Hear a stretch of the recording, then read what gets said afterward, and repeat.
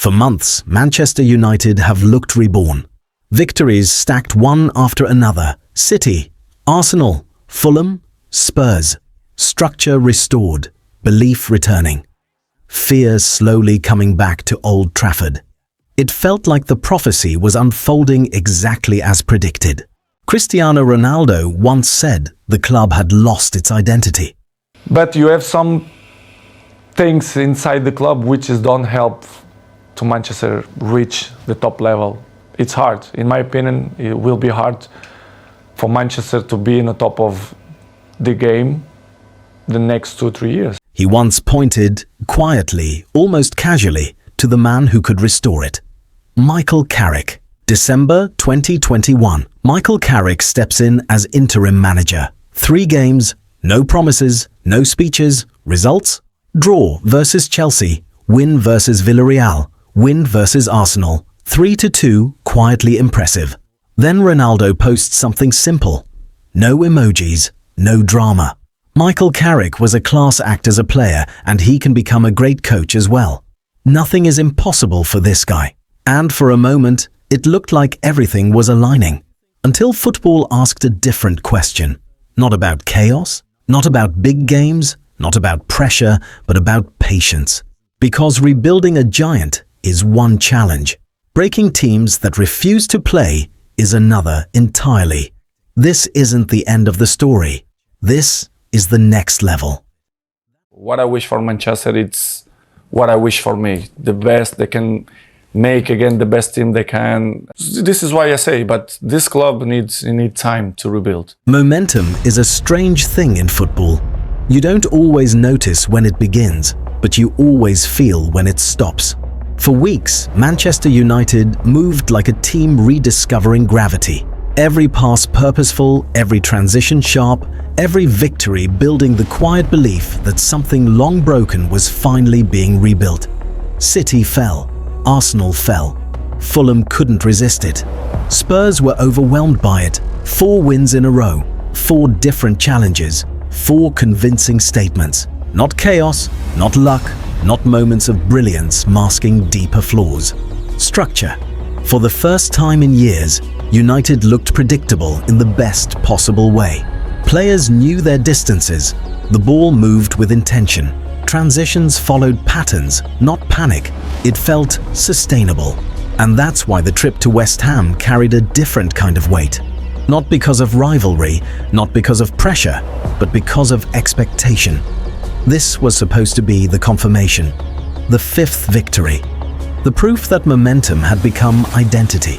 But football rarely confirms anything on command. From the opening minutes, something felt different. West Ham didn't press high. They didn't chase the game. They didn't open spaces. They waited. 2 defensive lines, compact, disciplined, patient.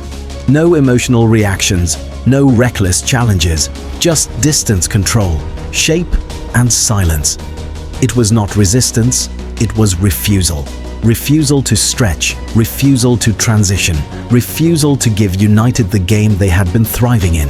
Because Manchester United's recent surge had been built on movement, on exploiting imbalance, on accelerating into space, on attacking moments when structure temporarily disappeared. But what happens when structure never disappears? United circulated the ball, left side, right side, back through midfield, forward, then back again. The patterns were correct, the positioning was disciplined, the patience was visible. But something else emerged, something quieter, heavier, control without penetration, possession without disruption, dominance without damage. This wasn't the chaotic United of the past, rushing into mistakes, but it wasn't the unstoppable United of recent weeks either. It was something new. A team learning the difference between playing well and breaking resistance. On the touchline, Michael Carrick barely moved. No frantic gestures, no visible frustration, just observation. Because this match wasn't exposing weakness, it was revealing the next problem.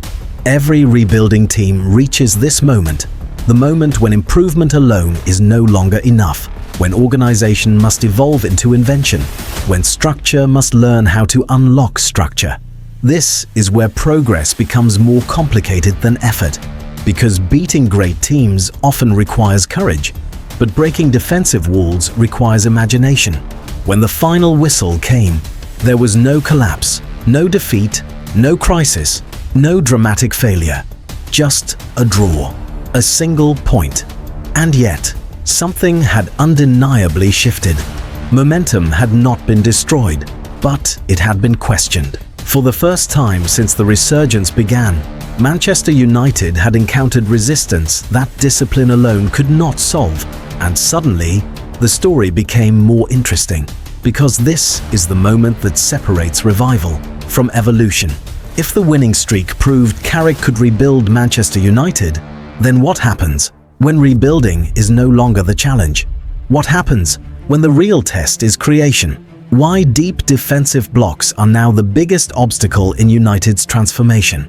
Against West Ham, United faced 11 players defending space instead of chasing the ball. This is defensive minimalism. Carrick's United are built on positional clarity, but positional clarity alone does not disorganize a team that never leaves its shape. To break a deep block, 3 things are required: unpredictable movement, positional overloads, and risk. Because compact teams only break when forced to choose between 2 threats simultaneously.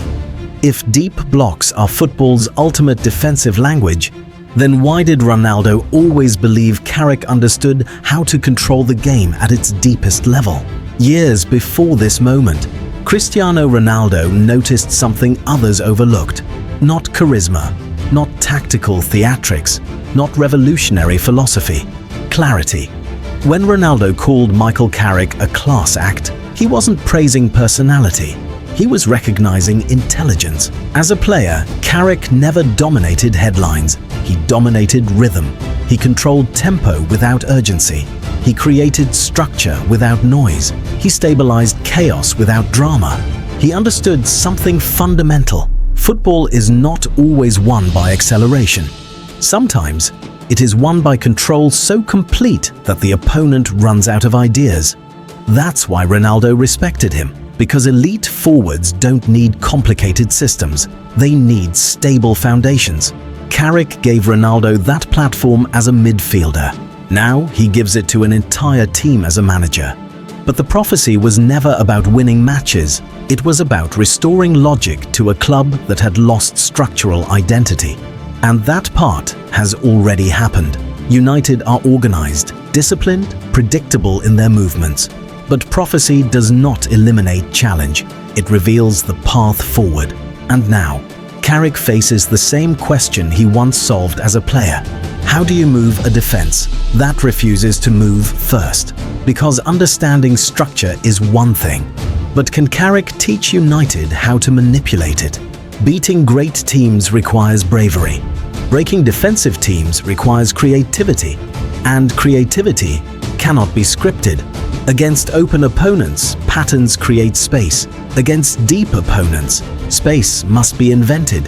Through rotation, through deception, through movement that breaks positional symmetry. Elite teams don't just attack space, they manufacture confusion. They create moments where defenders must choose, and choosing always risks error. Pep Guardiola calls this positional superiority. Ferguson called it relentless pressure, but the principle is the same. Make the opponent uncomfortable enough to abandon certainty. United are not there yet, but this stage is inevitable in every elite rebuild. First comes structure, then comes control, then comes domination. And domination is impossible without creative risk. The West Ham draw is not a warning sign. It is a curriculum, a lesson every rising team must pass. Because learning to break resistance is what separates good teams from feared teams. Football culture demands immediate conclusions. Win and everything is working. Draw and doubt returns.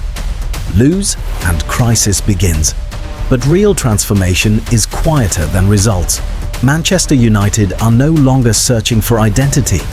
They are refining it. Perfection was never the goal. Evolution was.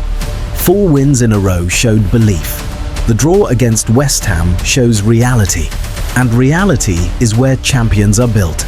Because progress is not a straight line. It is pressure, adaptation, adjustment. Carrick is not chasing perfect performances.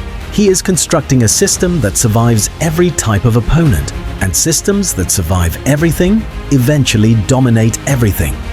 But if this is only the learning phase, what happens when United solve the final puzzle? Ronaldo was right about Carrick. He saw intelligence, he saw control, he saw the foundation of something sustainable, but even prophecy cannot skip evolution. The first phase was rebuilding belief. The second phase was restoring structure. The third phase is mastering resistance. The teams that once feared United's chaos now fear United's control, and soon they may fear something even greater. A team that understands structure and knows exactly how to break it. Because when Manchester United finally learn to unlock defensive walls, momentum will not just return, it will become inevitable. The winning streak paused, but the evolution didn't, and that is far more dangerous. The rest of the league doesn't just face them, it waits for the moment they figure everything out. Because when that happens, this won't be a comeback story anymore. It will be a warning.